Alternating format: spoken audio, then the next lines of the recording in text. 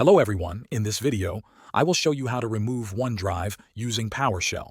We'll go step by step using simple commands. This is useful if you don't use OneDrive and want to fully remove it from your computer. First, make sure you're running PowerShell as an administrator. To do this, click the Start menu, type PowerShell, then right-click on Windows PowerShell and select Run as Administrator. If you don't run it as admin, the commands might not work. Now that PowerShell is open, we can start the process. The first thing we want to do is stop any running OneDrive process. To do this, type the following command, taskkill per f/m onedrive.x. This command forces any OneDrive process to stop. Press Enter after typing it.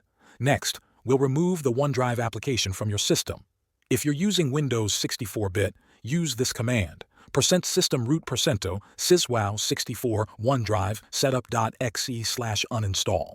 If you're on a 32-bit system, replace the syswow64 with system32. Type the correct command based on your system type, then press Enter. This will uninstall OneDrive from your system. Now, OneDrive should be completely removed from your system. If you want to make sure it doesn't come back with Windows updates, you can also block OneDrive using group policy, but that's a separate process. At this point, you've used PowerShell to remove OneDrive fully.